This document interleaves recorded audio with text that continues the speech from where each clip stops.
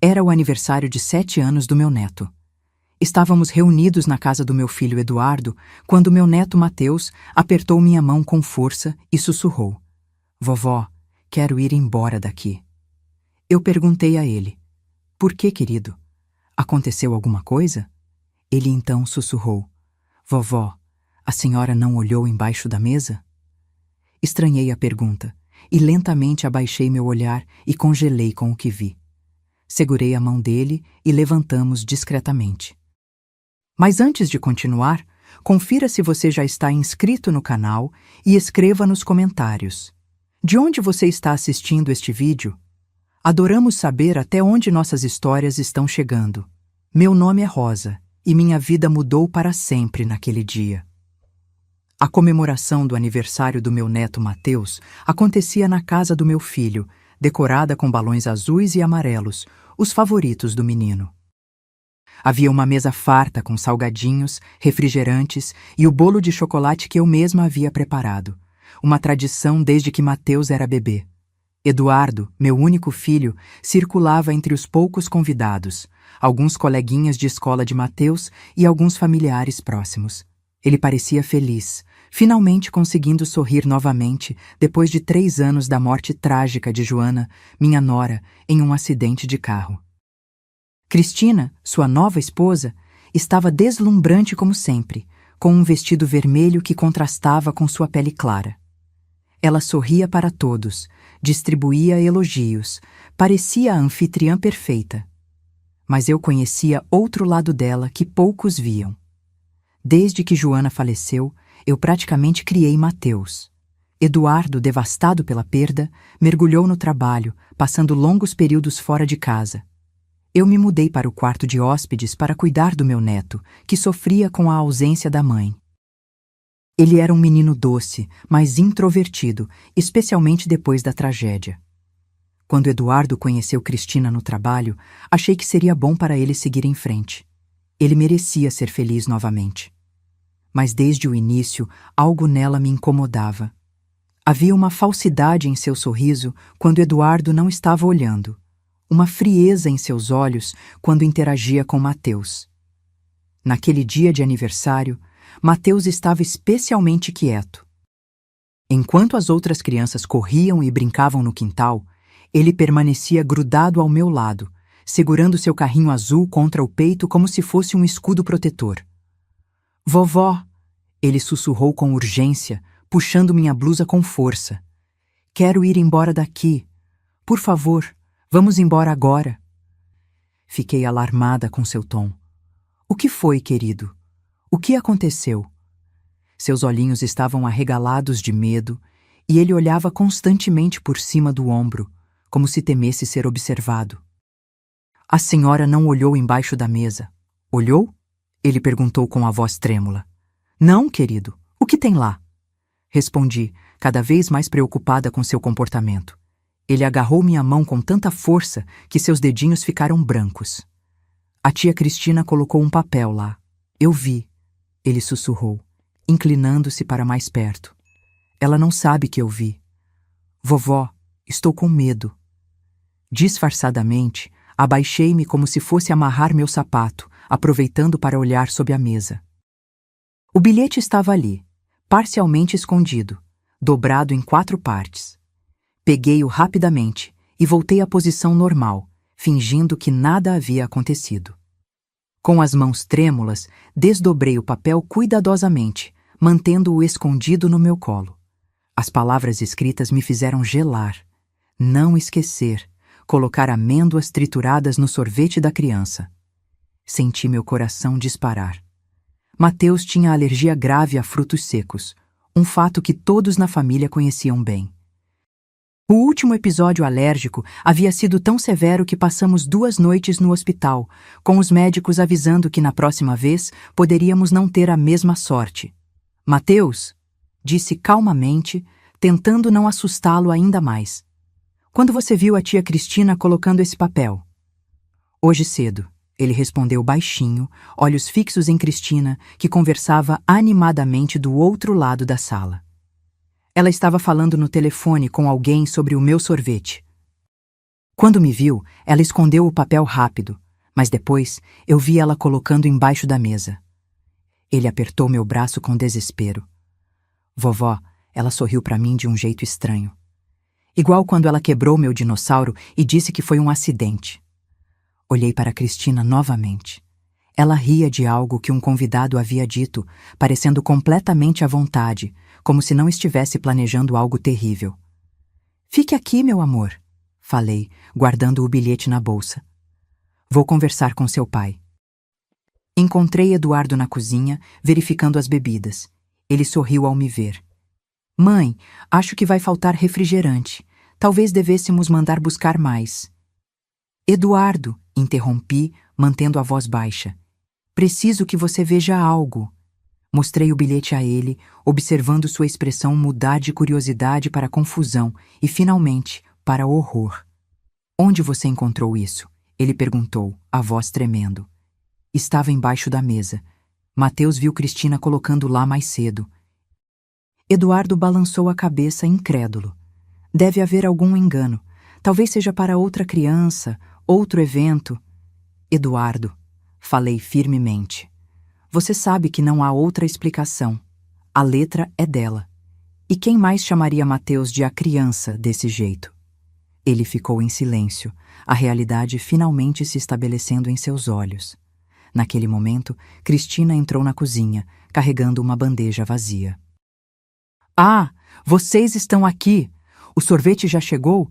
Prometi às crianças que serviríamos logo após o parabéns.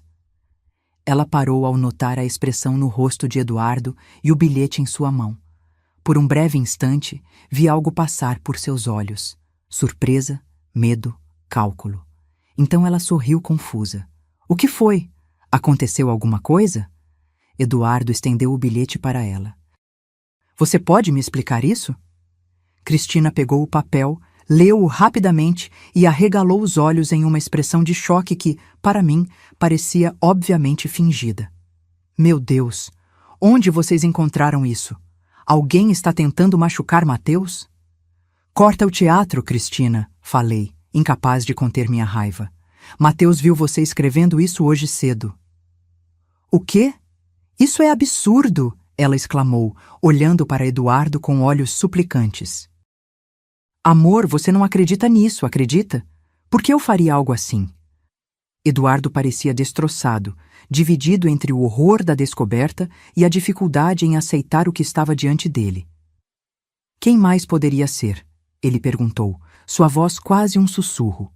Foi nesse momento que Ana, a confeiteira que havia trazido o sorvete, entrou na cozinha. Desculpem interromper, ela disse, mas só queria confirmar. As amêndoas trituradas eram para colocar em qual pote mesmo? O silêncio que se seguiu foi ensurdecedor. Cristina empalideceu. A máscara da anfitriã perfeita desmoronou por um instante, revelando algo frio e calculista em seus olhos. Rapidamente, ela tentou se recompor. Deve haver algum mal-entendido, ela disse, forçando um sorriso. Eu nunca pediria amêndoas. Sabemos da alergia de Mateus. Ana, a confeiteira, pareceu confusa. Mas eu falei com você esta manhã pelo telefone. Você disse especificamente para separar um pote de sorvete com amêndoas trituradas para a criança do aniversário. Eduardo olhou para Cristina, o rosto pálido como se tivesse visto um fantasma. É verdade isso? Claro que não! Cristina exclamou indignada. Ana deve ter me confundido com outra pessoa. Eu jamais colocaria Mateus em risco. Ana balançou a cabeça cada vez mais desconfortável. Senhora, tenho certeza que foi a senhora que me ligou. Inclusive comentou que queria que fosse uma surpresa especial. Isso é ridículo. Cristina elevou a voz, olhando furiosamente para Ana. Você está mentindo. Foi nesse momento que percebi Mateus parado na porta da cozinha, seu pequeno corpo tremendo, o carrinho azul apertado contra o peito como um escudo. Seus olhos estavam fixos em Cristina, cheios de um medo que nenhuma criança deveria sentir. Mateus, chamei suavemente, estendendo a mão para ele. Venha aqui, querido. Ele correu para mim, agarrando-se às minhas pernas. Eduardo se abaixou até ficar na altura do filho. Filho, Ele disse gentilmente. Você pode me contar o que viu de manhã? Sobre o papel que a tia Cristina escreveu? Mateus olhou rapidamente para Cristina, que o encarava com uma expressão que misturava súplica e ameaça velada. Ele se encolheu ainda mais. Está tudo bem, assegurei. Você pode falar a verdade. Ninguém vai ficar bravo com você. Ele respirou fundo, ainda segurando seu carrinho com força. A tia Cristina estava falando no telefone na cozinha. Ela não me viu entrar. Ela disse para colocar amêndoas no meu sorvete, mas para não contar para ninguém. Sua voz era quase um sussurro. Quando ela me viu, desligou rápido e escondeu o papel debaixo da mesa. Cristina soltou uma risada nervosa. Isso é absurdo. Ele deve ter ouvido errado. Crianças inventam coisas o tempo todo. Mateus não mente, afirmei firmemente, abraçando meu neto. Eduardo se levantou lentamente, seus olhos nunca deixando o rosto de Cristina.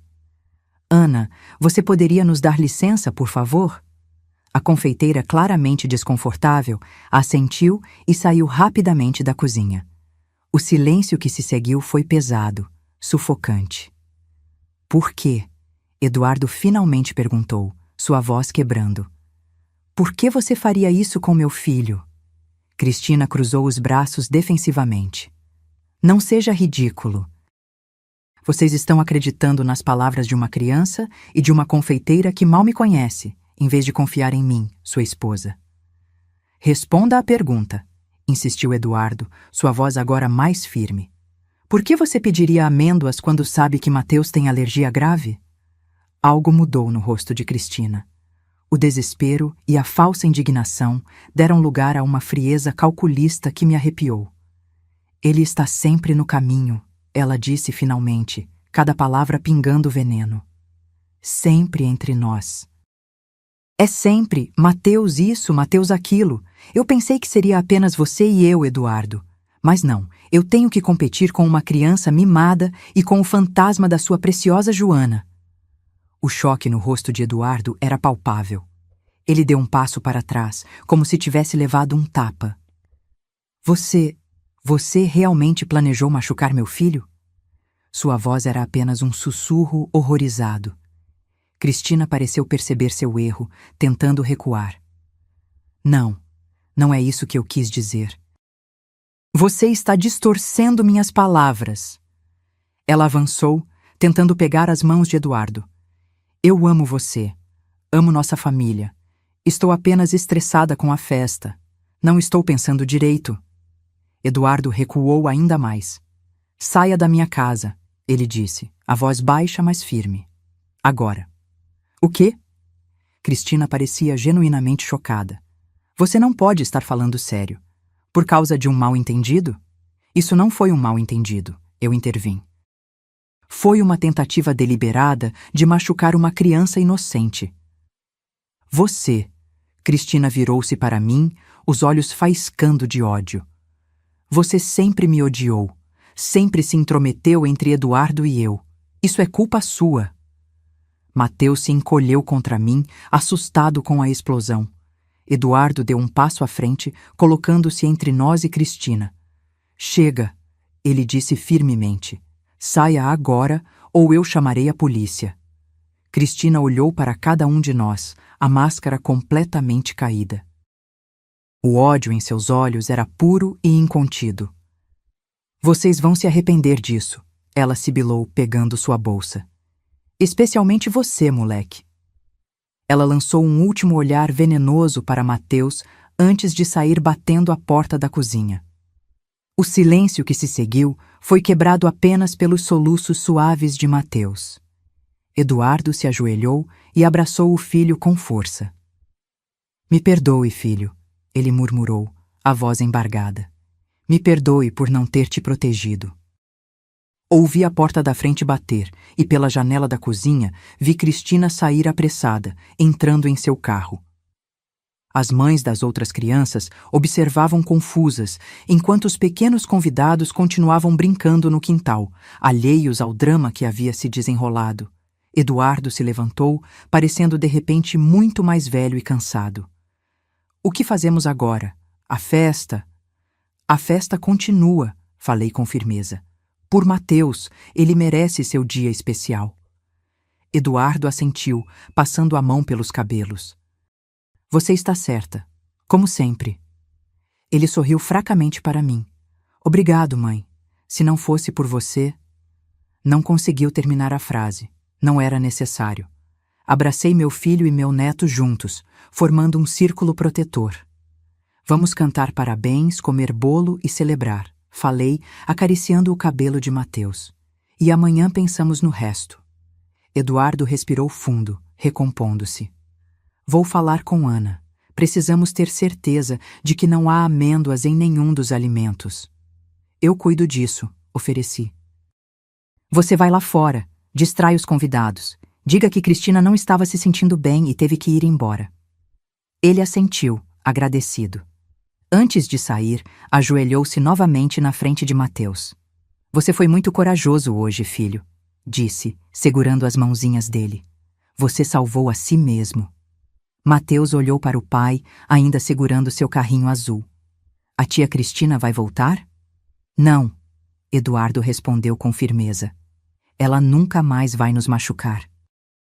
Depois que Eduardo saiu, fiquei na cozinha com Mateus, verificando todo o sorvete com Ana, que estava horrorizada ao perceber o que quase havia feito.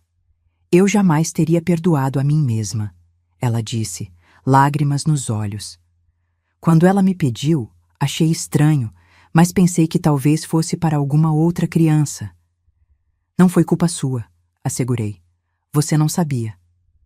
Enquanto separávamos o sorvete seguro para Mateus, meu neto puxou minha blusa. Vovó, ele disse baixinho, eu sabia que a tia Cristina não gostava de mim. Senti meu coração apertar. O que te fez pensar isso, querido? Ele deu de ombros olhando para o chão. Ela sempre ficava brava quando o papai me dava atenção.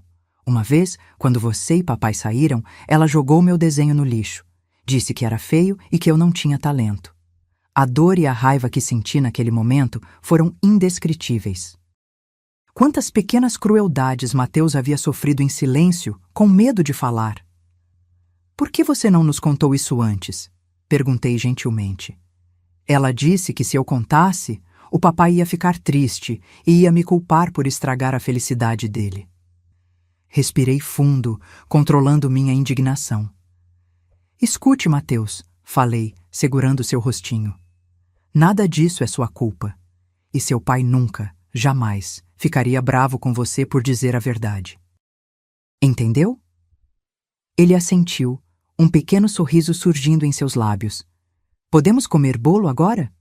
Sorri de volta, aliviada por ver um pouco da inocência infantil retornar. Claro que sim, é seu aniversário, afinal. A festa continuou, e para as crianças foi um dia normal de celebração. Mas para nossa família foi o dia em que quase perdemos o que mais amávamos, e também o dia em que começamos a realmente enxergar a verdade. Mais tarde naquela noite, quando todos os convidados já haviam ido embora e Mateus dormia tranquilamente, Eduardo e eu nos sentamos na sala silenciosa. Como não percebi? Ele murmurou, olhando para o copo de uísque em suas mãos. Como fui tão cego? Você queria ser feliz novamente, respondi suavemente. Não há crime nisso. Eu poderia ter perdido meu filho hoje, ele disse, a voz quebrando. Meu próprio filho. Coloquei minha mão sobre a dele. Mas não perdeu, estamos todos bem. Eduardo levantou os olhos, cheios de determinação. Vou entrar com pedido de divórcio amanhã mesmo e uma ordem de restrição. Ela nunca mais chegará perto de Mateus. Assenti, sabendo que seria o começo de outra batalha, mas ao menos agora estaríamos lutando juntos e com os olhos bem abertos. Na manhã seguinte, acordei com o som de risadas vindas da cozinha. Por um momento, fiquei desorientada. Risadas não eram comuns em nossa casa desde a morte de Joana. Levantei-me e segui o som. Eduardo e Mateus estavam na cozinha, fazendo panquecas. Ou melhor, tentando fazer panquecas. Havia farinha espalhada pelo balcão, algumas cascas de ovo no chão e uma panqueca meio queimada na frigideira. Vovó! Mateus exclamou ao me ver, seu rosto iluminado por um sorriso genuíno que eu não via há tempos. Estamos fazendo o café da manhã. Eduardo olhou para mim com um sorriso envergonhado. Tentando, pelo menos. Acho que precisamos de ajuda. Sorri, juntando-me a eles. Deixem-me mostrar como se faz. Enquanto preparávamos o café da manhã juntos, senti que algo havia mudado em nossa família. Era como se um peso tivesse sido removido, permitindo que respirássemos livremente pela primeira vez em muito tempo. Após o café, Eduardo chamou seu advogado. Mateus estava na sala assistindo desenhos e nós conversávamos em voz baixa na cozinha. Vou entrar com o pedido de divórcio hoje mesmo, ele explicou, e também com uma medida protetiva para Mateus. Você tem o bilhete e o testemunho da confeiteira, lembrei. Isso deve ser suficiente. Eduardo assentiu, passando a mão pelo rosto cansado. Nunca imaginei que terminaria assim. Que tipo de pessoa tenta machucar uma criança? Não respondi. A verdade era que eu havia visto sinais do caráter de Cristina desde o início, mas Eduardo não estava pronto para enxergá-los. Agora não era hora de remorsos ou acusações. Era hora de seguir em frente e proteger nossa família. O advogado chegou no início da tarde. Enquanto conversavam no escritório, levei Mateus para o quintal para brincar. Ele parecia mais leve, mais próximo do menino que era, antes de Cristina entrar em nossas vidas. Vovó, ele disse enquanto empurrava seu carrinho azul pela grama. A mamãe está vendo a gente lá do céu? A pergunta me pegou de surpresa. Mateus raramente falava sobre Joana. Acho que sim, querido. Por quê? Porque eu queria que ela soubesse que estamos bem agora. Ele olhou para o céu azul, como se pudesse realmente ver sua mãe lá em cima. Acho que ela ficaria feliz. Engoli o nó que se formou em minha garganta. Tenho certeza que sim. Após a saída do advogado, Eduardo nos informou que as medidas legais estavam em andamento. Ele também havia mudado as fechaduras da casa e instalaria um sistema de segurança na manhã seguinte. Você acha que ela pode tentar algo? Perguntei quando Mateus já estava na cama. Eduardo suspirou. Não sei. Mas depois de ontem, não quero arriscar. A semana seguinte transcorreu sem incidentes. Eduardo tirou alguns dias de folga do trabalho para ficar com Mateus. Aos poucos, uma nova rotina começou a se formar em nossa casa. Sem a presença sufocante de Cristina, Eduardo passava mais tempo com o filho, redescobriu o prazer de brincadeiras simples e o som de risadas voltou a preencher nosso lar. Mateus também começou a se abrir mais, contando pequenos incidentes que tinham acontecido quando ficava sozinho com Cristina, comentários cruéis, pequenas humilhações, ameaças veladas. Cada revelação era como uma faca em meu coração, mas sabia que era importante que ele se sentisse seguro para compartilhar essas experiências. Ela dizia que era nosso segredo, ele explicou uma noite, enquanto o ajudava a tomar banho. Que se eu contasse para você ou para o papai, vocês não iriam acreditar em mim e ficariam bravos. Sempre acreditamos em você, Mateus, assegurei, embora sentisse uma pontada de culpa. Eu havia notado que algo estava errado, mas não tinha pressionado o suficiente, não tinha perguntado as questões certas. Foi no 10º dia após o incidente da festa que o primeiro sinal de problema surgiu. Eduardo recebeu uma ligação no trabalho. Cristina havia ido à escola de Mateus tentando buscá-lo. Felizmente, a diretora já estava avisada. Ele me contou, ainda tremendo de raiva. Ela recusou a liberar Mateus e chamou a segurança quando Cristina começou a fazer escândalo. Ela está desesperada, comentei. E pessoas desesperadas são imprevisíveis. Eduardo assentiu sombriamente. Vou pedir para reforçarem a medida protetiva. Enquanto isso, um de nós sempre deve estar com Mateus. A tensão em nossa casa aumentou. Embora tentássemos manter uma aparência de normalidade para Mateus, estávamos constantemente alerta. A cada carro que passava lentamente pela rua, a cada barulho inesperado, nossos nervos ficavam à flor da pele. 3 dias depois, recebi uma ligação da escola. Mateus havia tido uma reação alérgica durante o lanche. Não era grave, apenas algumas manchas vermelhas e coceira, mas fui buscá-lo imediatamente. "O que você comeu, querido?" perguntei no carro, preocupada. "Só o lanche que você preparou", ele respondeu, coçando os braços. "Mas tinha um chocolate também." Franzi a testa. "Que chocolate?" "Um que a professora nova deu para a turma toda." Senti um arrepio percorrer minha espinha. "Que professora nova?" "A substituta da tia Carla. Ela disse que era só por hoje." Liguei para a escola assim que chegamos em casa. A coordenadora confirmou que não havia nenhuma professora substituta naquele dia. Tia Carla estivera presente o tempo todo. "Pode descrever essa pessoa?" pedi a Mateus, tentando manter a voz calma enquanto aplicava a pomada antialérgica em seus braços. "Ela tinha cabelo preto curto e usava óculos grandes", ele respondeu. "Não parecia a tia Cristina." Mas eu sabia. De alguma forma, Cristina havia entrado na escola e dado algo a Mateus, provavelmente chocolate com amêndoas. Não o suficiente para causar uma reação grave, mas o suficiente para nos assustar. Quando Eduardo chegou do trabalho, Mateus já estava melhor, brincando em seu quarto. Expliquei o que havia acontecido. "Isso não pode continuar", ele disse, o rosto pálido de raiva e medo. "Ela está brincando conosco, testando até onde pode ir." "Precisamos de ajuda", falei.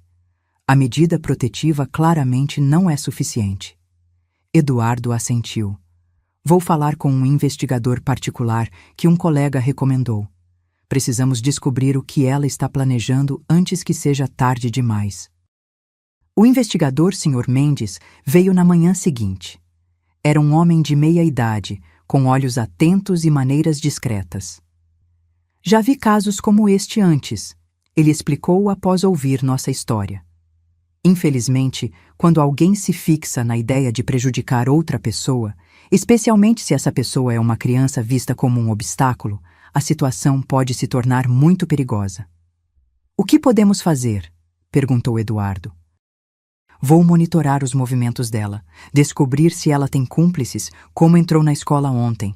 Enquanto isso, vocês precisam ser extremamente vigilantes. Mudem suas rotinas, não frequentem os mesmos lugares nos mesmos horários e documentem tudo, cada incidente, cada contato tentado." Seguimos seu conselho. Eduardo alterou seus horários de trabalho, eu passei a levar Mateus para a escola por rotas diferentes a cada dia, e a escola implementou medidas de segurança adicionais. Vivíamos como prisioneiros, sempre olhando por cima dos ombros, sempre esperando pelo pior.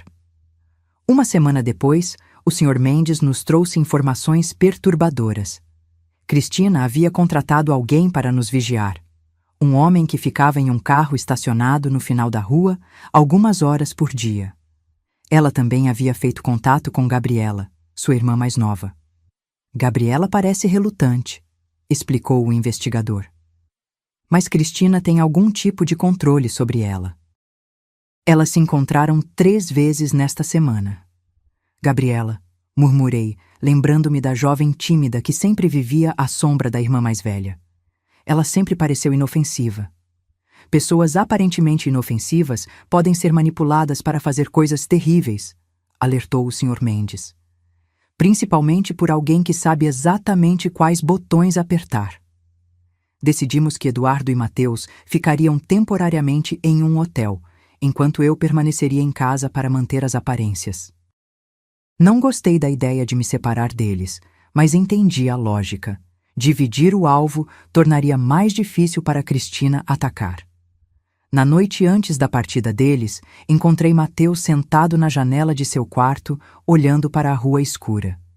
"Está tudo bem, querido?" perguntei, sentando-me ao seu lado. "Por que a tia Cristina quer me machucar?" ele perguntou, sua vozinha séria demais para uma criança de 7 anos. A pergunta me pegou desprevenida.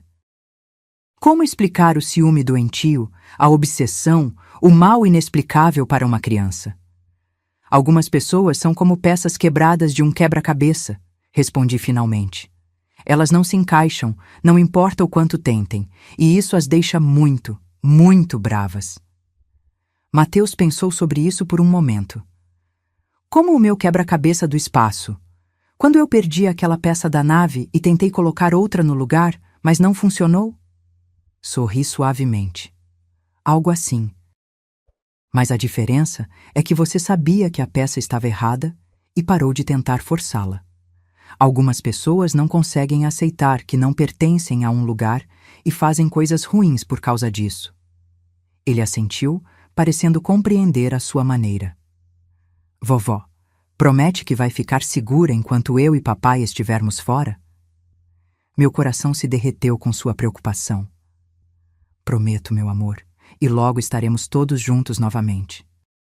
O que eu não sabia era que Cristina estava muito mais próxima do que imaginávamos e que seu plano já estava em movimento. Na manhã seguinte, Eduardo e Mateus partiram para o hotel. A casa ficou estranhamente silenciosa sem eles. Embora o Sr. Mendes tivesse colocado um segurança discreto para vigiar a casa, não pude evitar a sensação de vulnerabilidade que me acompanhava. Passei o dia tentando manter uma rotina normal. Limpei a casa, fiz algumas compras no mercado local, conversei com vizinhos, tudo para manter a aparência de que nada havia mudado. À noite, Eduardo me ligou para dizer que estavam instalados no hotel e que Mateus estava bem, embora confuso com toda a situação. Ele pergunta quando poderemos voltar para casa, Eduardo disse, sua voz cansada. Não sei o que responder. Diga a ele que é só por um tempinho, até resolvermos algumas coisas de adultos, sugeri. Crianças são mais resilientes do que pensamos, desde que sintam que estão seguras. Após desligar, fiquei olhando pela janela da sala para a rua deserta.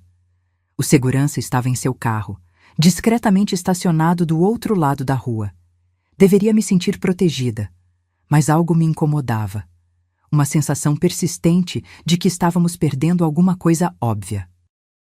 No dia seguinte, estava na cozinha preparando o almoço quando a campainha tocou. Pelo olho mágico, vi Gabriela, a irmã mais nova de Cristina, parada na varanda. Ela parecia nervosa, olhando para os lados como se temesse ser vista. Hesitei. O Sr. Mendes havia nos alertado sobre Gabriela estar em contato com Cristina. Por outro lado, ela sempre me pareceu uma jovem manipulada pela irmã mais velha, nunca verdadeiramente má. Rosa, por favor, ela chamou baixinho. Preciso falar com você. É importante. Finalmente abri a porta, mantendo a corrente de segurança enganchada. O que você quer, Gabriela? Posso entrar? Não quero ser vista aqui. Seus olhos estavam vermelhos como se tivesse chorado. Relutantemente, destravei a corrente e a deixei entrar. Levei-a até a cozinha, onde poderia ver o segurança pela janela, caso precisasse de ajuda. O que é tão importante? Perguntei, mantendo uma distância segura. Gabriela se sentou, suas mãos tremendo levemente. Cristina enlouqueceu, ela sussurrou. Ela não fala de outra coisa além de se vingar de vocês, especialmente do Mateus. Senti um arrepio percorrer minha espinha. Por que você está me contando isso? Porque ela quer que eu a ajude. Gabriela finalmente levantou os olhos, cheios de vergonha. Ela me pediu para entregar um presente para o Mateus na escola. Disse que era só um presente de despedida, algo especial. Ela puxou um pequeno pacote embrulhado em papel colorido do bolso. Mas eu sei que não é só um presente. Ela tem estado diferente, obcecada. Olhei para o pacote com horror. Você sabe o que tem aí dentro? Gabriela balançou a cabeça.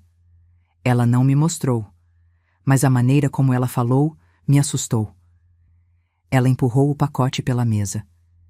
Eu não podia entregar isso para uma criança, mesmo sendo minha irmã pedindo. Peguei o pacote com cuidado, sem abri-lo. Por que você está fazendo isso? Traindo sua própria irmã? Os olhos de Gabriela se encheram de lágrimas. Porque eu sei como é crescer com medo. Cristina sempre. Ela não era uma boa irmã mais velha. Ela me machucava quando éramos crianças, de formas que ninguém percebia. Não quero que outra criança passe por isso. Havia sinceridade em sua voz que me comoveu, mas ainda não podia confiar completamente. Você já contou isso para a polícia? Perguntei. Ela balançou a cabeça, assustada. Não posso fazer isso. Ela é minha irmã. Mas também não posso ser cúmplice de machucar uma criança. Naquele momento, meu celular tocou. Era Eduardo. Mãe! Sua voz estava tensa. O hotel recebeu um buquê de flores para mim. Havia um cartão dizendo: sinto sua falta. Volte para casa. Não tinha assinatura, mas sei que foi ela. Eduardo, a Gabriela está aqui. Falei, observando a jovem atentamente. Ela trouxe um presente que Cristina queria dar para o Mateus. Houve um silêncio tenso do outro lado da linha. Não confio nela, ele finalmente disse. Isso pode ser uma armadilha. Também pensei nisso, respondi, mas acho que ela está sendo sincera. Depois de desligar, encarei Gabriela. Se você está realmente preocupada com Mateus, precisa nos ajudar de verdade. Precisa nos contar tudo o que sabe sobre os planos da Cristina. Ela respirou fundo, parecendo tomar uma decisão difícil.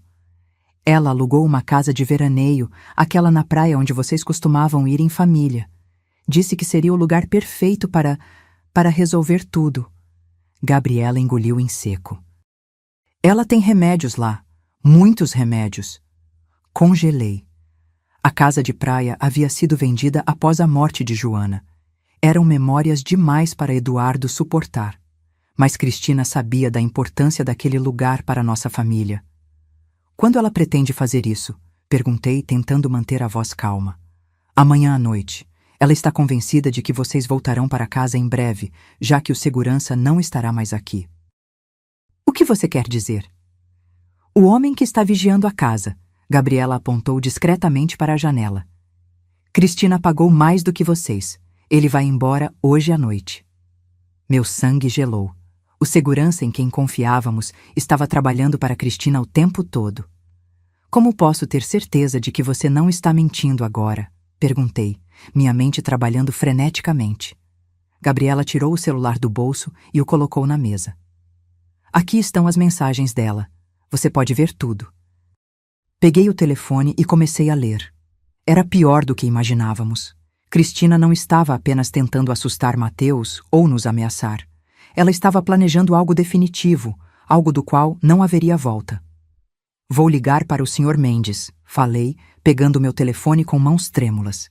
E depois para a polícia.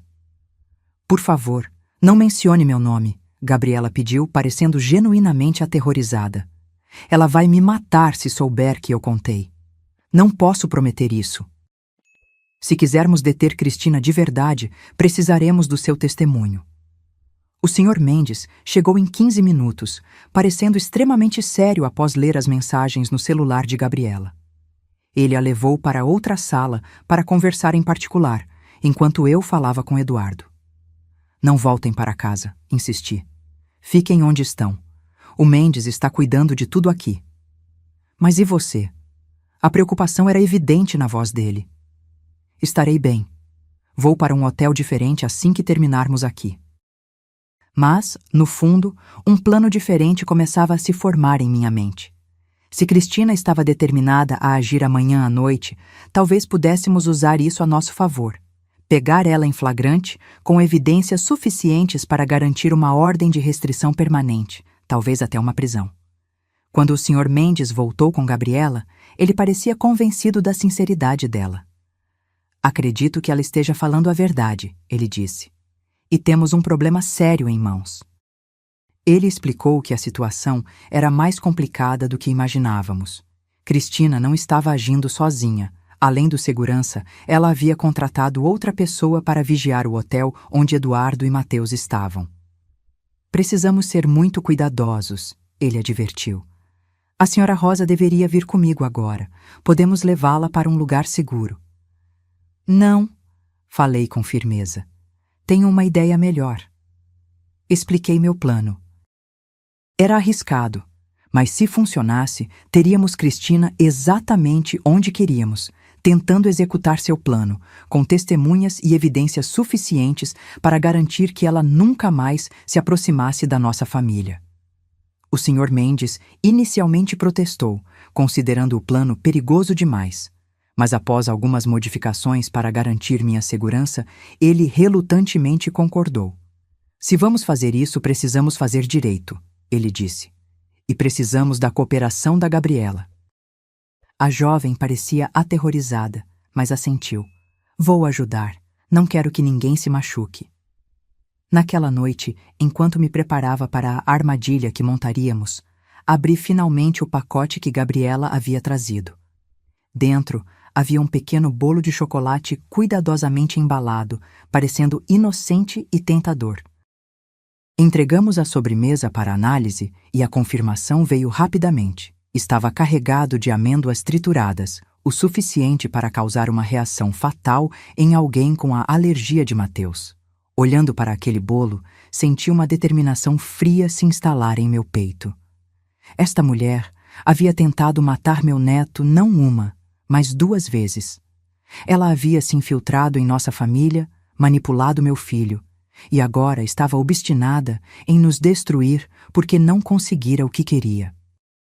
Não permitiria que ela tentasse uma 3ª vez. O plano estava definido. Amanhã à noite, Cristina encontraria exatamente o que estava procurando, mas o resultado não seria o que ela esperava. A manhã surgiu cinzenta e fria, combinando com a tensão que pairava sobre nós. Eduardo havia sido instruído a levar Mateus para outro hotel, ainda mais distante e seguro. Ninguém além de mim, do Sr. Mendes e de 2 policiais à paisana sabia a localização deles. Gabriela estava visivelmente nervosa quando chegou, usando um microfone escondido sob a blusa. Sua tarefa era simples, mas perigosa.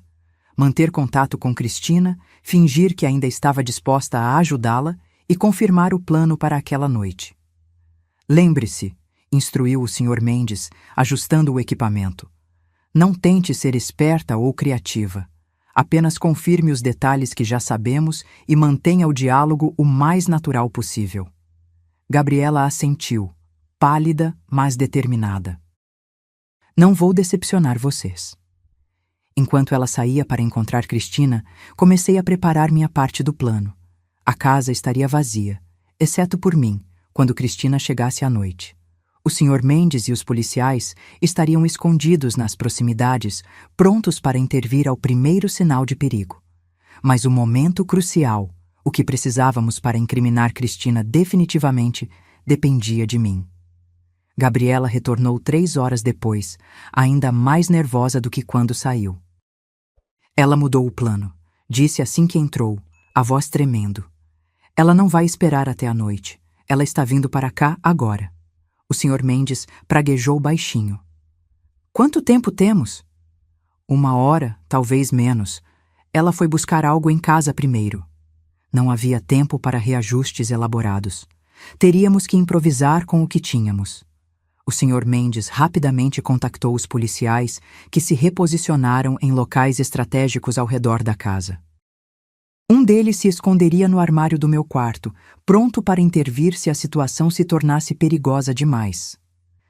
Você não precisa fazer isso, o Sr. Mendes me disse enquanto preparávamos a casa. Podemos simplesmente pegá-la quando ela chegar. Balancei a cabeça. Precisamos que ela revele suas intenções claramente. Se a pegarmos apenas invadindo a casa, ela pode alegar que veio conversar, pegar pertences. Precisamos de mais.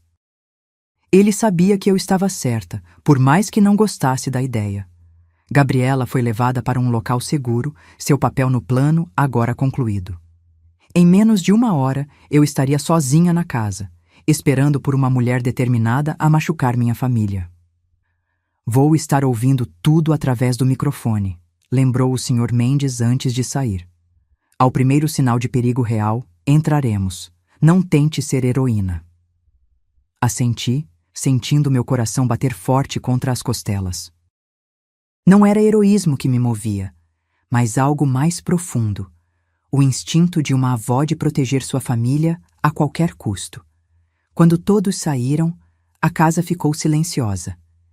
Me sentei na sala, fingindo ler um livro, cada segundo se arrastando dolorosamente.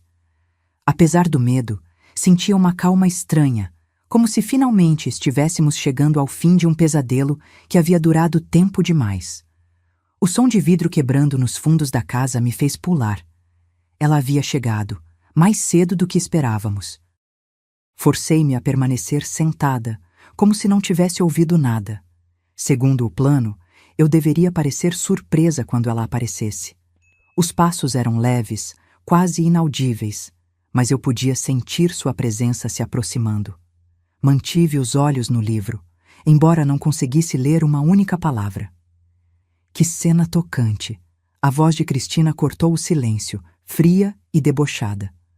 A avó dedicada, esperando pacientemente. Levantei os olhos, simulando surpresa. Cristina estava parada na entrada da sala, um sorriso gelado nos lábios. Mas o que me chocou foi sua aparência.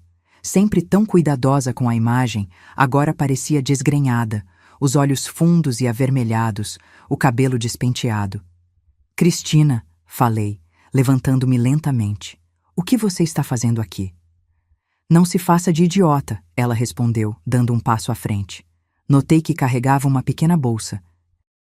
Onde estão Eduardo e o moleque? Longe de você, respondi, mantendo a voz firme apesar do medo. E é melhor você sair antes que eu chame a polícia. Ela riu, um som agudo e perturbador. Você acha que tenho medo da polícia? Acha que tenho medo de qualquer coisa agora? Vocês destruíram minha vida, minha reputação, meu casamento. Você tentou matar meu neto, respondi, a raiva verdadeira transparecendo em minha voz. 2 vezes. Aquele moleque era um obstáculo, ela disse, como se fosse a coisa mais natural do mundo.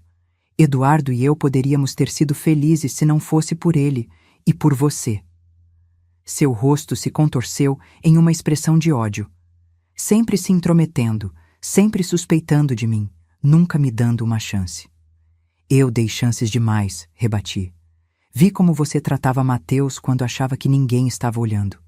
Os olhares, as palavras cruéis, as pequenas humilhações. Eu deveria ter agido antes. Cristina colocou a bolsa sobre a mesa de centro e começou a abri-la lentamente. Sabe, eu realmente amava Eduardo. Ele era perfeito, bem-sucedido, gentil, bonito, exatamente o que eu sempre quis.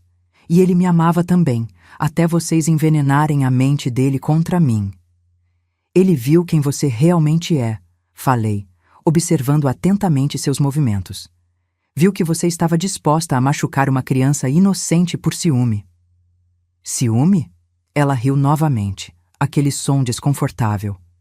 Não, Rosa. Sobrevivência. Aquele menino sempre seria mais importante para Eduardo do que eu. Ele sempre estaria entre nós, sempre seria a prioridade. A lembrança viva daquela mulher perfeita que eu nunca poderia substituir. Ela tirou um pequeno frasco da bolsa. Eu só queria o que era meu por direito, um marido que me colocasse em primeiro lugar. Meu coração acelerou ao ver o frasco. O que é isso? Oh, isso! Ela olhou para o frasco com uma casualidade assustadora. É apenas um pequeno presente para o Mateus, já que ele gosta tanto de brincar perto da piscina do hotel. Congelei. Como ela sabia sobre a piscina do hotel? Vendo minha expressão, ela sorriu satisfeita. Sim, Rosa, eu sei exatamente onde eles estão. O Pacific Garden Hotel, quarto 217, com vista para a piscina. Mateus brincou lá ontem à tarde, com aquele carrinho azul ridículo que ele nunca larga. Meu sangue gelou. De alguma forma, ela havia descoberto. Torcia para que Eduardo já tivesse levado Mateus para o novo local, seguindo o plano. Não adianta, falei, tentando ganhar tempo. A polícia já está a caminho deles. Você nunca chegará perto de Mateus novamente. Cristina deu de ombros, imperturbável. Talvez não. Mas antes de ser pega, posso garantir que vocês sintam pelo menos um pouco da dor que eu senti. Ela colocou o frasco na mesa. Isso aqui é um veneno bastante criativo. Incolor, sem cheiro, dissolve facilmente em líquidos. Os sintomas parecem uma reação alérgica severa. Quem suspeitaria, não é? O menino já tem histórico. Senti náuseas ao ouvir sua descrição fria, metodicamente detalhada. Ela realmente havia planejado tudo. Por que está me contando isso? Perguntei, tentando manter a conversa fluindo, dando tempo para que os policiais ouvissem tudo. Porque quero que você saiba, ela respondeu, seus olhos brilhando com algo próximo à loucura. Quero que você passe o resto da sua vida pensando em como poderia ter impedido. Como você, a avó protetora, falhou no final. Ela deu um passo em minha direção e instintivamente recuei. Mas você sabe, Rosa, pensei melhor. Ela continuou, sua voz agora quase suave. Por que esperar até chegar ao hotel? Por que não começar com você? Antes que pudesse reagir, ela avançou, empurrando-me com força. Caí sobre o sofá, o ar escapando dos meus pulmões com o impacto. Cristina estava sobre mim em um instante, o frasco aberto em uma mão. Acho que uma demonstração seria útil, ela sussurrou, para que você possa imaginar exatamente o que Mateus sentirá. Lutei desesperadamente, empurrando-a, tentando afastar o frasco do meu rosto. Onde estavam os policiais? Por que não entravam? Agora! Gritei, esperando que eles ouvissem o sinal combinado. A porta da sala foi aberta com um estrondo. 2 policiais entraram, armas em punho, gritando para Cristina recuar e largar o frasco. Ao mesmo tempo, o policial escondido no quarto surgiu atrás dela, agarrando seus braços. Cristina gritou de raiva e frustração quando o frasco caiu de sua mão, derramando seu conteúdo no carpete. Ela se debateu furiosamente enquanto os policiais a algemavam, gritando acusações e ameaças. "Isso não acaba aqui!" ela berrou enquanto a arrastavam para fora. "Vocês vão pagar. Todos vocês!" Fiquei sentada no sofá, tremendo, enquanto o Sr. Mendes entrava rapidamente, verificando se eu estava ferida. "A senhora está bem? Ela a machucou?" Balancei a cabeça, incapaz de falar por um momento. O alívio e o medo se misturavam em uma onda avassaladora. "Eduardo e Mateus?" Finalmente consegui perguntar. "Estão seguros", ele garantiu. "Mudaram de hotel esta manhã, como planejado." Ela estava blefando sobre saber onde estavam. Deixei escapar um suspiro trêmulo. "Acabou? Realmente acabou?" "Sim", ele respondeu, ajudando-me a levantar. "Temos tudo gravado. Suas confissões, sua tentativa de atacá-la, o veneno. Ela não sairá da prisão tão cedo." Naquela noite, quando Eduardo e Mateus finalmente puderam voltar para casa, abracei meu neto com força, sentindo seu pequeno coração bater contra o meu. Ele não sabia de todos os detalhes do que havia acontecido, apenas que Cristina havia feito algo muito ruim e agora estava com a polícia. "Ela não vai voltar, vai, vovó?" ele perguntou enquanto o ajudava a se preparar para dormir. "Não, meu amor", respondi com toda a certeza que pude reunir. "Ela nunca mais vai nos incomodar." Enquanto ele adormecia, seu carrinho azul firmemente seguro em suas mãozinhas, observei seu rosto tranquilo e pensei em como estivemos perto de perder tudo. A vida é tão frágil, pensei, tão facilmente destruída por aqueles consumidos pelo ódio e pelo ciúme. Eduardo apareceu na porta do quarto, o rosto exausto, mas aliviado. "Ele finalmente dormiu?" perguntou baixinho. Assenti, levantando-me cuidadosamente para não acordar Mateus. No corredor, Eduardo me abraçou forte. "Nunca vou poder agradecer o suficiente pelo que você fez", ele murmurou. "Se não fosse por você..." "Shh", interrompi suavemente. "Somos família, protegemos uns aos outros." Mais tarde, sozinha no meu quarto, permiti que as lágrimas finalmente viessem. Lágrimas de alívio, de medo retrospectivo e de uma gratidão profunda por termos sobrevivido ao pesadelo. O pior havia passado, mas sabia que o caminho para a verdadeira cura ainda era longo, especialmente para Mateus. No entanto, havia uma coisa da qual eu tinha certeza. Nada, nem ninguém, jamais ameaçaria minha família novamente. Eu garantiria isso, não importava o custo. Os dias que se seguiram foram um redemoinho de depoimentos, procedimentos legais e tentativas de retomar alguma normalidade em nossas vidas. Cristina foi formalmente acusada de tentativa de homicídio, invasão de propriedade e outros crimes menores. A evidência era esmagadora. O áudio da confissão, o veneno que foi identificado como um composto altamente tóxico, o testemunho de Gabriela e o meu próprio. Eduardo se culpava constantemente, revivendo cada momento de seu relacionamento com Cristina, buscando sinais que deveria ter notado. Como pude ser tão cego? Ele perguntava repetidamente quando Mateus já estava dormindo e podíamos conversar livremente. Ela estava bem na minha frente machucando meu filho e eu não vi. Ela era manipuladora e inteligente, eu respondia, tentando aliviar sua culpa. Pessoas assim são mestres em esconder suas verdadeiras intenções. Mas sabia que levaria tempo para que ele perdoasse a si mesmo. O trauma da traição, a ideia de que alguém que ele amava tinha tentado matar seu filho. Essas feridas não cicatrizavam facilmente. Mateus, surpreendentemente, parecia estar lidando melhor com a situação do que esperávamos. Talvez porque, para ele, a ameaça sempre estivera clara. Ele sempre soubera, em seu instinto infantil, que Cristina representava perigo. A confirmação desse instinto, de certa forma, era um alívio. Uma semana após a prisão de Cristina, levei Mateus ao parque. Era um dia ensolarado e ele corria à minha frente, seu carrinho azul firmemente seguro em uma das mãos. "Vovó, olha como estou correndo rápido!" ele gritou, sua risada livre e genuína pela primeira vez em muito tempo. Sentei-me em um banco, observando-o brincar. Uma jovem mulher se sentou ao meu lado, sorrindo ao ver Mateus. "Seu neto?" ela perguntou amigavelmente. "Sim", respondi com orgulho. "Ele tem 7 anos."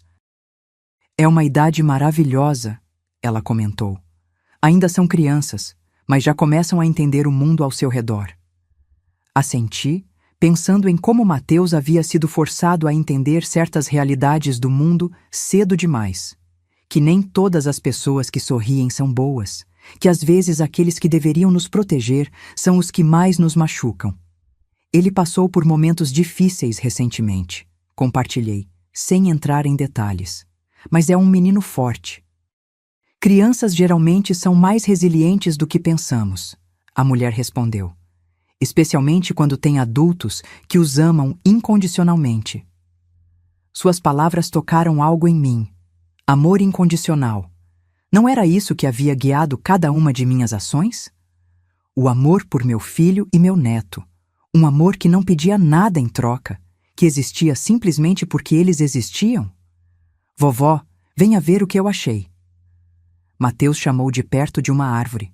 Desculpei-me e fui até ele.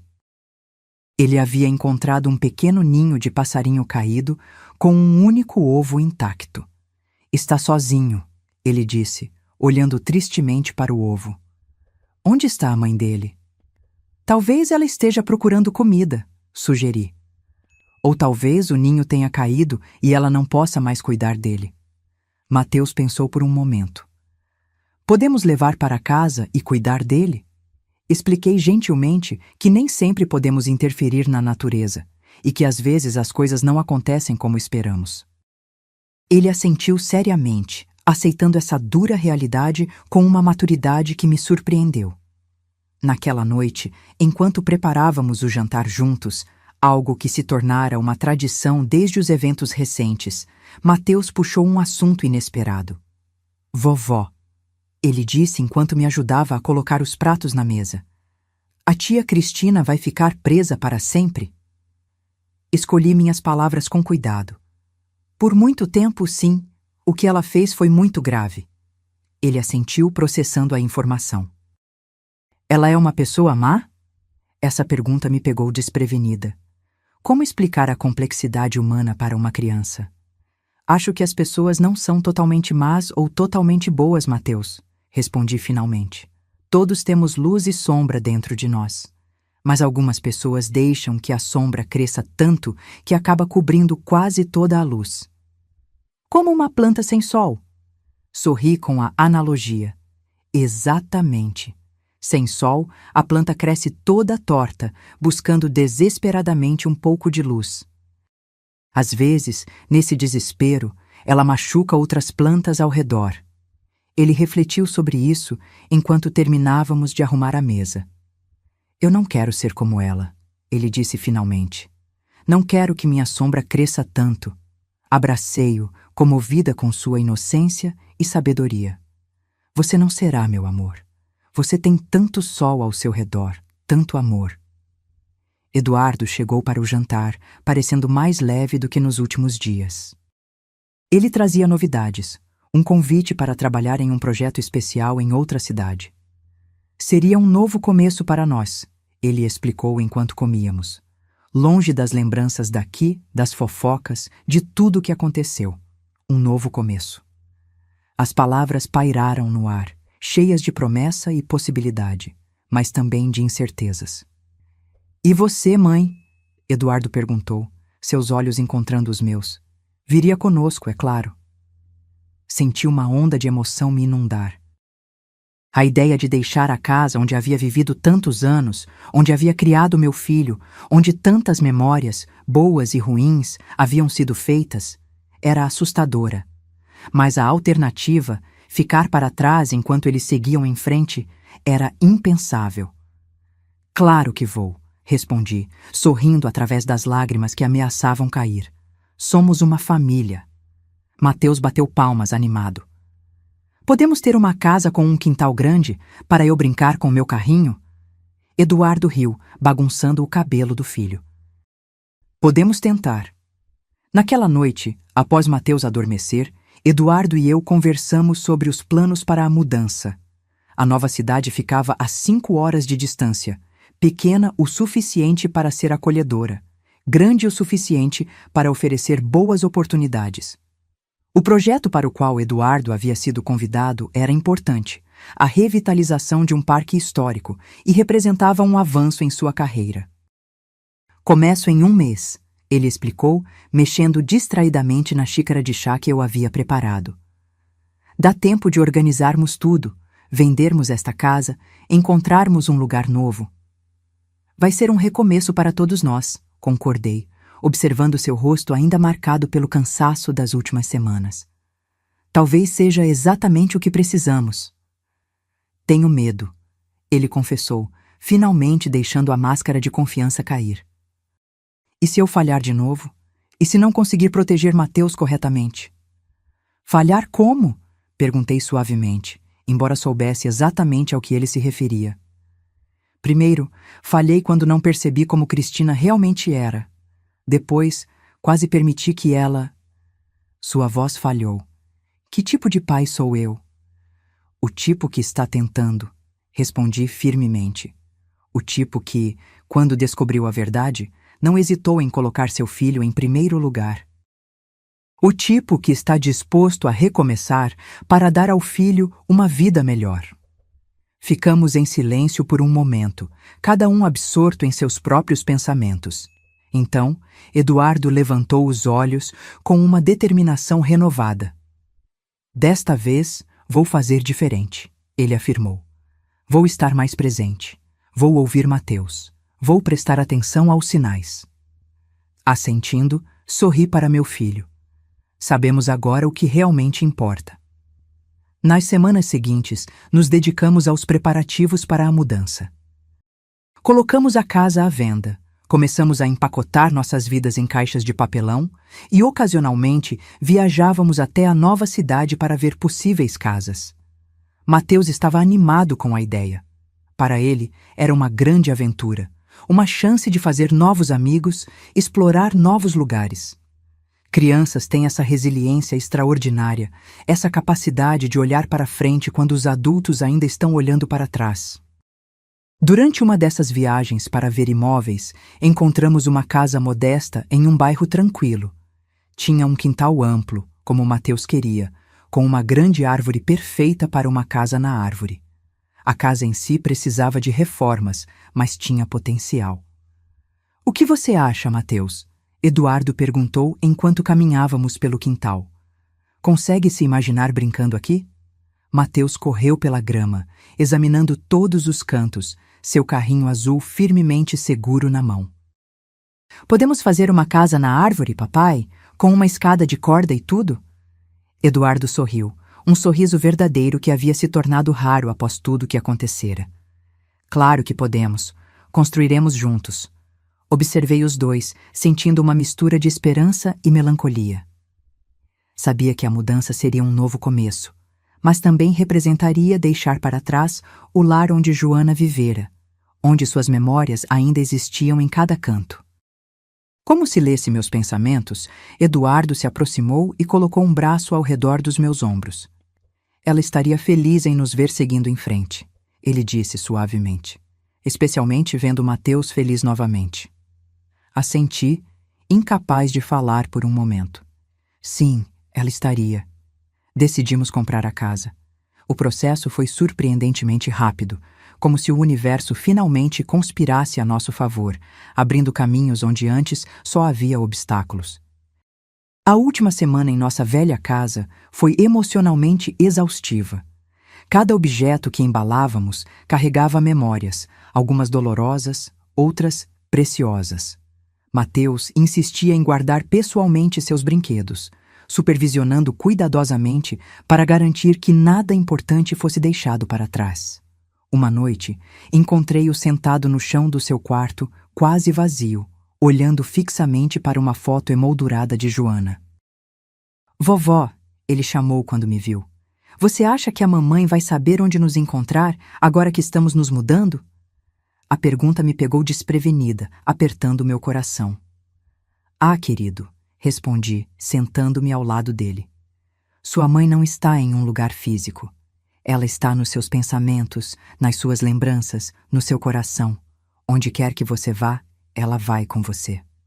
Ele pensou sobre isso, os dedos passando suavemente pelo rosto da mãe na fotografia. "Como o meu carrinho, eu levo ele comigo para todo lugar", sorri, comovida com sua forma simples e profunda de entender. "Sim, exatamente como o seu carrinho." Ele assentiu, parecendo satisfeito com a resposta, e colocou a foto cuidadosamente em uma caixa pequena que continha seus tesouros mais preciosos. No dia da mudança, permaneci por último na casa vazia, caminhando pelos cômodos que haviam abrigado tantos capítulos de nossas vidas. No quarto onde Mateus cresceu, no jardim onde ele deu seus primeiros passos, na cozinha onde tantas refeições em família foram compartilhadas.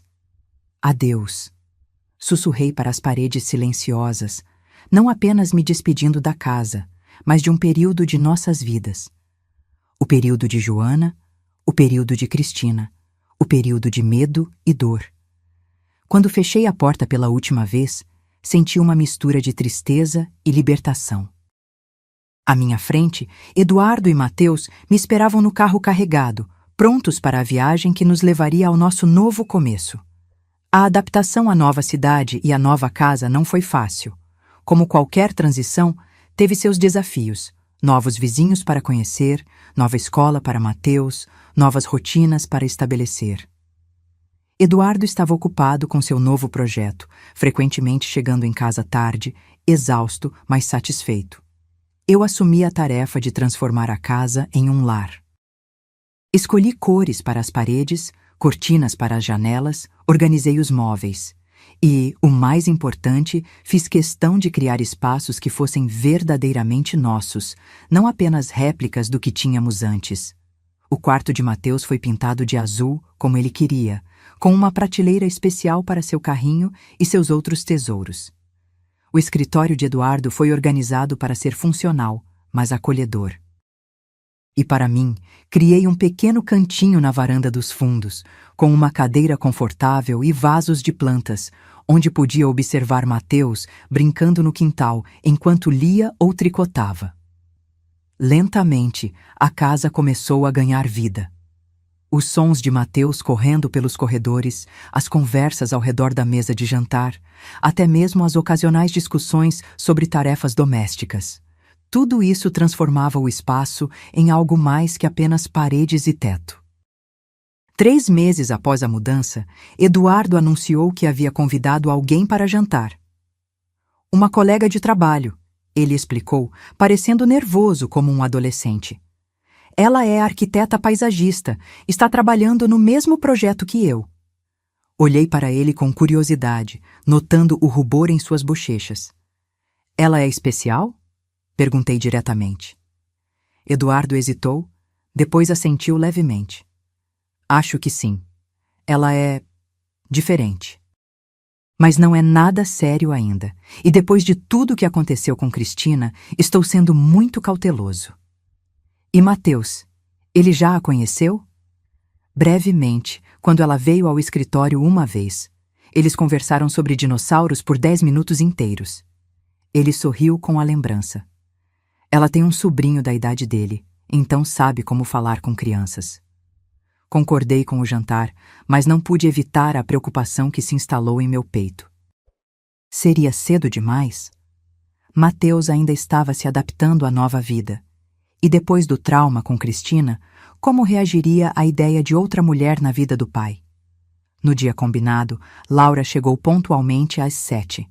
Era uma mulher de estatura média, cabelos castanhos curtos e olhos vivos e inteligentes. Vestia-se de forma simples, mas elegante, sem a ostentação que sempre marcara o estilo de Cristina. É um prazer finalmente conhecê-la, Dona Rosa, ela disse, apertando minha mão firmemente. Eduardo fala muito sobre a senhora. Sua sinceridade era palpável, seu sorriso genuíno. Não havia a calculada perfeição que sempre me incomodara em Cristina. Mateus, inicialmente tímido, logo se aproximou quando Laura mencionou um novo livro sobre dinossauros que havia comprado para o sobrinho. Você gosta de dinossauros também? Ele perguntou, os olhos brilhando. Claro, Laura respondeu animadamente. Quem não gostaria de criaturas gigantes que dominaram a Terra por milhões de anos? O jantar transcorreu de forma surpreendentemente agradável. Laura era inteligente, bem-humorada e, o mais importante, natural em suas interações. Ela não forçava a aproximação com Mateus, não fingia interesse em suas histórias. Simplesmente conversava com ele como conversaria com qualquer pessoa, com respeito e atenção genuína. Em determinado momento, notei algo interessante. Mateus havia deixado seu precioso carrinho azul sobre a mesa, algo que raramente fazia. Laura o notou e perguntou gentilmente. Este carrinho parece especial. Tem uma história? Mateus olhou para o pai, depois para mim, como se buscasse permissão. Eduardo assentiu encorajadoramente. Minha mãe me deu, Mateus explicou. Antes de ir para o céu. É o meu tesouro mais importante. Esperava ver desconforto ou ciúme no rosto de Laura, mas em vez disso, vi apenas compreensão e respeito. É um carrinho muito bonito, ela disse simplesmente. Sua mãe tinha bom gosto. Aquela pequena interação disse mais sobre Laura do que horas de conversa poderiam revelar. Ela não via Joana como uma rival a ser apagada, não via o apego de Mateus ao carrinho como algo a ser superado. Ela aceitava e respeitava a importância daquelas memórias. Depois que Laura foi embora, Eduardo me olhou ansiosamente, claramente buscando minha aprovação. Ela parece uma boa pessoa, comentei honestamente. Genuína. O alívio em seu rosto era evidente. Estou indo devagar, mãe. Muito devagar. Mas ela me faz querer tentar novamente. Abracei meu filho, sentindo o peso que ele carregava nos ombros. Você merece ser feliz, Eduardo. E Mateus também. Vamos com calma, está bem? Ele assentiu, compreendendo perfeitamente o que eu não disse explicitamente, que estaríamos mais atentos desta vez, mais cautelosos, mais vigilantes em proteger Mateus. Nos meses seguintes, Laura se tornou uma presença cada vez mais frequente em nossas vidas. Sempre respeitosa, nunca impondo sua presença ou tentando ocupar um lugar que não era seu. Ela trazia uma energia leve para nossa casa, um lembrete de que a vida continuava, de que novas alegrias eram possíveis mesmo após a dor. Uma tarde, 6 meses após nossa mudança, encontrei Mateus sentado na casa da árvore que Eduardo finalmente havia construído para ele. Subi a escada de corda, não sem alguma dificuldade, afinal não era mais uma jovem, e me sentei ao seu lado. 1 centavo pelos seus pensamentos, ofereci, usando a expressão que minha própria mãe costumava usar comigo. Mateus sorriu, apoiando a cabeça em meu ombro. Estava pensando na mamãe e também na Laura. Ah, é? E o que estava pensando sobre elas? Ele ficou em silêncio por um momento, brincando com seu carrinho azul. Acho que a mamãe gostaria da Laura. Ela é legal e faz o papai sorrir de novo. Senti meus olhos se encherem de lágrimas. Acho que você está certo, querido. Sua mãe iria querer que seu pai fosse feliz novamente. E a Laura não é como a tia Cristina, ele continuou, sua percepção infantil indo direto ao ponto. Ela gosta de mim de verdade. Não só finge quando o papai está olhando. Abracei-o, impressionada mais uma vez com sua sabedoria. Você é muito perceptivo, sabia? Isso é um grande elogio. O que é perceptivo? Ele perguntou, tropeçando na palavra. Significa que você observa bem as coisas, que consegue ver além das aparências. Ele assentiu, satisfeito com a explicação. A tia Cristina sempre sorria, mas os olhos dela não sorriam. Os da Laura, sim. Ficamos ali sentados por um tempo, observando o sol começar a se pôr no horizonte da nossa nova cidade. O quintal abaixo de nós, que antes parecia vazio e estranho, agora tinha marcas de nossas vidas. O balanço que Eduardo havia instalado, os canteiros de flores que eu havia plantado, as marcas de pequenos pés na terra onde Mateus brincava. Naquele momento, senti uma paz que não experimentava há muito tempo.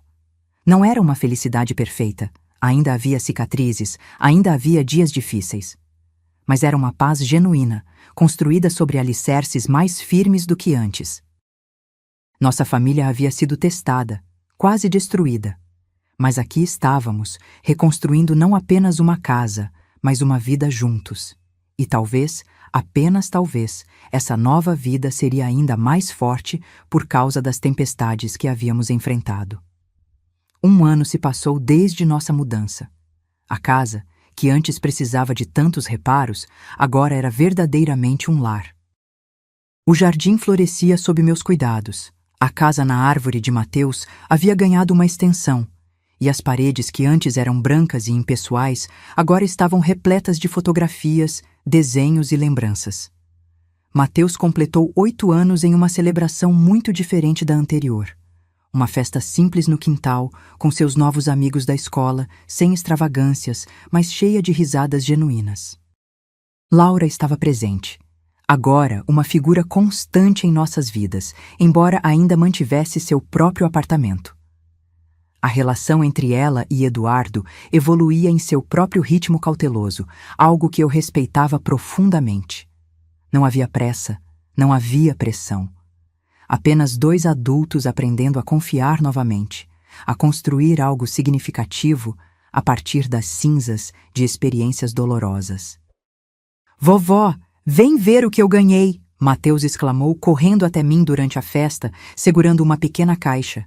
Dentro havia um conjunto de miniaturas de dinossauros meticulosamente pintados. Foi a Laura que me deu, ele explicou, os olhos brilhando. Ela fez junto com o sobrinho dela. Olhei para Laura, que conversava com Eduardo perto da churrasqueira. Ela captou meu olhar e sorriu, um sorriso simples e sincero que nunca deixava de me tocar. A vida continuava, preenchida com momentos como esse, pequenos, cotidianos, mas profundamente significativos em sua normalidade. Mateus florescia na nova escola, fazendo amigos, participando de atividades extracurriculares.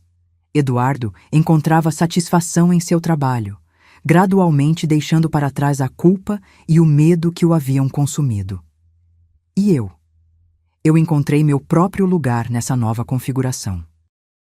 Comecei a frequentar um grupo de jardinagem local, fiz algumas amigas, até mesmo iniciei um pequeno projeto de horta comunitária no bairro. Aos 62 anos, estava descobrindo novos aspectos de mim mesma que haviam ficado dormentes durante os anos difíceis. Às vezes, principalmente à noite, quando a casa ficava silenciosa, pensava em tudo o que havíamos passado. Na tragédia que tirou Joana de nossas vidas, na ameaça que Cristina representara, no medo constante que havia se tornado nossa companhia diária. Recebíamos atualizações ocasionais sobre Cristina através do advogado. Ela havia sido condenada a vários anos de prisão, com tratamento psiquiátrico obrigatório. Às vezes, ainda tinha pesadelos com ela, com o ódio em seus olhos quando foi levada pela polícia. Mas esses pesadelos vinham com menos frequência agora, perdendo força à medida que nossa nova vida ganhava solidez. Uma tarde de domingo, estávamos todos no quintal. Eduardo e Mateus construíam um foguete de papelão. Laura lia um livro na rede que havíamos instalado entre duas árvores e eu cuidava de meus canteiros de flores. O ar estava perfumado com o cheiro de terra úmida e flores silvestres, o sol filtrado suavemente através das folhas das árvores. "Mãe", Eduardo me chamou, levantando-se da grama e limpando as mãos na calça. "Podemos conversar um momento?" Ele parecia nervoso, o que imediatamente despertou minha curiosidade. Deixei minhas ferramentas de jardinagem e o segui até a varanda, onde poderíamos falar em particular. "Tudo bem, filho?" perguntei, preocupada com sua expressão séria. Eduardo respirou fundo. "Estou pensando em pedir a Laura em casamento." Embora não fosse totalmente inesperado, eles estavam juntos há quase um ano. A notícia ainda me causou uma pequena onda de choque. Não por desaprovar, mas pelas memórias que inevitavelmente surgiam. "Você tem certeza?" perguntei, sabendo que a pergunta carregava mais peso do que suas simples palavras. Eduardo assentiu, um sorriso nervoso iluminando seu rosto. "Tenho, mãe. Desta vez tenho mesmo. É diferente. Tudo é diferente. Não é aquela paixão intensa e cega que senti por Cristina. É algo mais calmo, mais sólido. E Mateus, você conversou com ele sobre isso?" "Ainda não oficialmente, mas tenho sondado o terreno. Ele adora a Laura, você sabe disso. E ela o respeita. Respeita a memória de Joana." Olhei para o jardim, onde Laura agora se juntara a Mateus na construção do foguete. Ela ouvia atentamente enquanto ele explicava algo, provavelmente compartilhando algum fato fascinante sobre espaçonaves que havia aprendido recentemente. "Ela é uma boa pessoa", concordei. "E vocês formam uma bela família." Os olhos de Eduardo se encheram de lágrimas inesperadas. "Obrigado, mãe, por tudo, por nos salvar. Se não fosse por você..." Toquei seu rosto, como fazia quando ele era apenas um menino. "Somos família, Eduardo. Protegemos uns aos outros, sempre." No mês seguinte, numa tarde tranquila, Eduardo pediu Laura em casamento. Não foi nada extravagante, apenas um jantar em casa com Mateus e eu como cúmplices. Eduardo havia dado a Mateus a importante tarefa de segurar a caixinha com o anel, o que o menino fez com uma seriedade adorável. "Laura", Eduardo começou, sua voz trêmula de emoção. "Este último ano me mostrou que recomeços são possíveis, que a felicidade pode ser encontrada novamente, mesmo depois da dor." Laura o olhava com olhos brilhantes, já suspeitando do que estava por vir. "Não estou pedindo que você substitua ninguém", Eduardo continuou, olhando brevemente para Mateus. "Estou pedindo que você se junte a nós, com seu próprio lugar único em nossas vidas." Mateus deu um passo à frente, segurando a pequena caixa aberta. "Você quer ser parte da nossa família, Laura?" ele perguntou, com a inocência direta das crianças. "Para sempre?" Laura olhou para o anel, depois para Mateus e finalmente para Eduardo. Lágrimas escorriam livremente por seu rosto. "Sim", ela respondeu simplesmente. "Sim, quero muito." Observei a cena da porta da cozinha, meu coração transbordando. Não era um final feliz de conto de fadas. A vida raramente oferece tais perfeições. Era um recomeço, com todos os desafios e incertezas que recomeços trazem. Mas era real, construído sobre alicerces de respeito, compreensão e amor genuíno. O casamento foi realizado 6 meses depois, uma cerimônia íntima no jardim da nossa casa. Nada parecido com o espetáculo que havia sido o casamento com Cristina. Apenas familiares próximos e amigos queridos, um juiz de paz e votos sinceros trocados sob a grande árvore onde a casa de Mateus havia sido construída. Mateus, vestido em um terno azul que combinava com o do pai, serviu como pajem, carregando as alianças em uma pequena almofada. Seu carrinho azul, agora um pouco desgastado pelo tempo, mas ainda seu tesouro mais precioso, estava estrategicamente posicionado em uma mesinha especial perto do altar improvisado, uma homenagem silenciosa a Joana, uma inclusão dela neste novo capítulo. Durante a recepção, observei minha família reunida. Eduardo e Laura dançando lentamente, Mateus correndo com outras crianças pelo jardim, amigos conversando em pequenos grupos espalhados pelo espaço que havíamos criado juntos. Uma sensação de plenitude me preencheu. Não era perfeição. Nenhuma vida é. Era uma felicidade construída a partir de escolhas conscientes, de aprendizados dolorosos, de um amor que havia sido testado e fortalecido pelas provações. Pensei em como estivemos perto de perder tudo. Em como um simples bilhete encontrado embaixo de uma mesa havia revelado uma verdade sombria que poderia ter mudado nossas vidas para sempre de uma forma trágica. Em como o instinto de proteção, este amor feroz e inabalável por aqueles que chamamos de família, nos havia salvo. Mateus se aproximou, interrompendo meus pensamentos. Seu rostinho estava corado de tanto correr, seus olhos brilhantes de felicidade. "Vovó, está gostando da festa?" Ele perguntou, sentando-se ao meu lado. "Estou amando, meu amor", respondi, ajeitando sua gravata borboleta que havia se soltado. "E você?" "É o melhor dia", ele declarou com convicção. Então, após um momento de reflexão, acrescentou: "Vovó, acho que agora temos uma família completa de novo, né?" Olhei para Eduardo e Laura, que ainda dançavam, alheios ao mundo ao redor. Para os amigos que haviam nos apoiado nos momentos difíceis. Para este lar que havíamos construído juntos. "Sim, Mateus", concordei, abraçando-o. "Temos uma família completa, diferente da anterior, mas completa do nosso jeito." Ele assentiu, satisfeito com a resposta, e então pulou de volta para se juntar às outras crianças em suas brincadeiras. Observei-o se afastar, este menino que havia enfrentado tanto em sua curta vida, mas que ainda mantinha a capacidade de amar, de confiar, de encontrar alegria no mundo. É estranho como o destino funciona. Como momentos de perigo extremo podem levar a novos caminhos que, de outra forma, nunca teríamos encontrado. Como o pior nas pessoas pode revelar o melhor em nós mesmos.